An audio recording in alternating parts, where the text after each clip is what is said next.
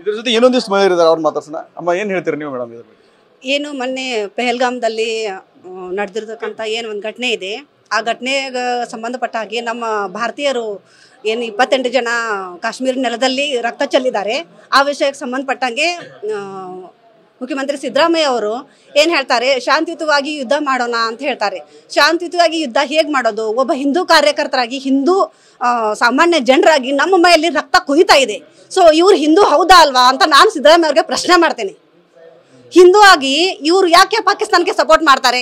ಪಾಕಿಸ್ತಾನ್ಗೆ ಇವರು ಶಾಂತಿಯುತವಾಗಿ ಅವ್ರು ಅಷ್ಟು ಪ್ರೇಮ ಪಾಕಿಸ್ತಾನ ಮೇಲೆ ಇದ್ರೆ ನೀವು ಹೋಗಿ ಪಾಕಿಸ್ತಾನದಲ್ಲೇ ಇರಿ ಅನ್ನೋದು ನನ್ನ ಅಭಿಪ್ರಾಯ. ಒಂದು ಸಾಮಾನ್ಯ ಮಹಿಳೆಯಾಗಿ, ಒಬ್ಬ ಗೃಹಿಣಿಯಾಗಿ ನಾನು ಇವತ್ತಲ್ಲಿ ಹೋಗಿದ್ದೀನಿ.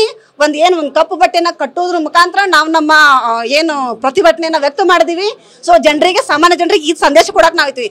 ಆಮೇಲೆ ನನ್ನಂತರ ಪ್ರತಿಯೊಬ್ಬರು ಹೆಣ್ಮಕ್ಳು ಏನಿದಾರಲ್ಲ, ಈ ವಿಷಯ ಪ್ರತಿಯೊಬ್ಬರಿಗೂ ಅರ್ಥ ಆಗ್ತೈತೆ. ರಕ್ತ ಕುದಿತಾ ಇದೆ. ಪ್ರತಿಯೊಬ್ಬರು ಹೆಣ್ಮಕ್ಳು ಬರ್ಬೇಕು, ಹೊರಗಡೆ ಬರ್ಬೇಕು. ಏನ್ ಸಿದ್ದರಾಮಯ್ಯ ಸರ್ಕಾರ ಏನ್ ಮಾಡ್ತಾ ಇದೆಯಲ್ಲ, ಇದೆಲ್ಲರೂ ಗೊತ್ತಾಗ್ಬೇಕು. ಎಲ್ಲರೂ ಬರಕ್ ಆಗ್ತಾ ಇಲ್ಲ, ಹೆದರ್ಕೊಳ್ತಾ ಇದಾರೆ. ಯಾಕೆ ನಮ್ಗೆ ಇವತ್ತು ಅರೆಸ್ಟ್ ಮಾಡಿದ್ರೆ 1:15ಗೆ ನಮ್ಗೆ ಅಂಡರ್ಟೇಕ್ ತಗೊಂಡಿದ್ದಾರೆ. ಸ್ಟೇಷನ್ ಟು ಸ್ಟೇಷನ್ ಅವ್ರಿಗೆ ಪೊಲೀಸರಿಗೆ ಇನ್ಸ್ಟ್ರಕ್ಷನ್ ಬರ್ತಾ ಇತ್ತು. ಮೇಲೆ 10 ನಿಮಿಷಕ್ಕೊಂದ್ಸರ್ತಿ ಕಾಲ್, 10 ನಿಮಿಷಕ್ಕೊಂದ್ಸರ್ತಿ ಕಾಲ್ ಬರ್ತಾ ಇತ್ತು. ಸ್ಟೇಷನ್ ಟು ಸ್ಟೇಷನ್ ಏನ ನಮ್ಮ ಸಿಟಿ ರವಿ ಸರ್ಗೆ ಏನ ಅವ್ರ ಇದು ಮಾಡಿದ್ದಾರೆ,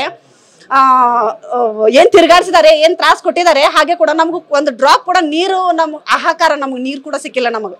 ಅಲ್ಲ, ಈ ರೀತಿ ಮಾಡೋ ಮೂಲಕ ಸಾರ್ವಜನಿಕ ಶಾಂತಿ ಭಂಗ ಮಾಡ್ತಾ ಇದ್ದಾರೆ ಮತ್ತು ಪ್ರಚೋದನಕಾರಿ ಘೋಷಣೆಗಳು ಕೂಗ್ತಾ ಇದ್ರು ಅಂತ ಆರೋಪ ಮಾಡ್ತಾರೆ. ಯಾಕೆ ನಾವೇನು ತಪ್ಪು ಕೆಲಸ ಮಾಡಿದ್ವಿ? ನಮ್ಗೆ ಇವತ್ತು ಪೂರ್ಣ ನಮ್ಗೆ ಅರೆಸ್ಟ್ ಮಾಡಿ ಏನು ಒಂದು ತಿರುಗಾಡಿಸುವಂಥದ್ದು, ಈ ತರ ಒಂದು ತ್ರಾಸ್ ಕೊಡುವಂಥದ್ದು ಯಾಕೆ? ನಾವು ಸಾಮಾನ್ಯ ಕಾರ್ಯಕರ್ತರಾಗಿ ನಮ್ಗೆ ಕೇಳಲಿಕ್ಕೆ ಅಧಿಕಾರ ಇಲ್ವಾ? ನಮ್ಮ ಮೈಯಲ್ಲಿ ರಕ್ತ ಕುದಿತಾ ಇದೆ. ನಮ್ಮ 28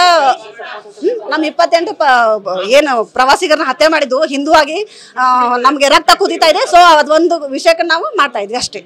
ಎಲ್ಲಿ ಕಾರ್ಯಕ್ರಮ ಮಾಡೋದ್ರು ಕೂಡ ನಾವು ಅಡ್ಡಿ ಮಾಡ್ತೀವಿ ಅಂತ ವಾರ್ನಿಂಗ್ ಮಾಡಿದಾರಲ್ಲ ಡಿಕೆಶಿ ಏನಿಲ್ಲ, ಜನರಿಗೆಲ್ಲ ಸಂದೇಶ ಹೋಗುತ್ತೆ. ಜನರನ್ನೇ ತಕ್ಕ ಪಾಠ ಕಲಿಸ್ತಾರೆ. ಅವರಿಗೆ ಬರುವಂತಹ ದಿನದಲ್ಲಿ ಜನರ ತಕ್ಕ ಮಾತಿಗೆ ಅವರಿಗೆ ಪಾಠ ಕಲಿಸ್ತಾರೆ. ಇದಿಷ್ಟು ಏನು ಬೆಳಗಾವಿಯ ಮಹಿಳಾ ಬಿಜೆಪಿ ಕಾರ್ಯಕರ್ತೆಯರ ಮಾತು. ಕ್ಯಾಮರಾಮನ್ ಪ್ರತಾಪ್ ಜೊತೆ ರವಿ ಮುಖಿ, TV9 ಬೆಳಗಾವಿ.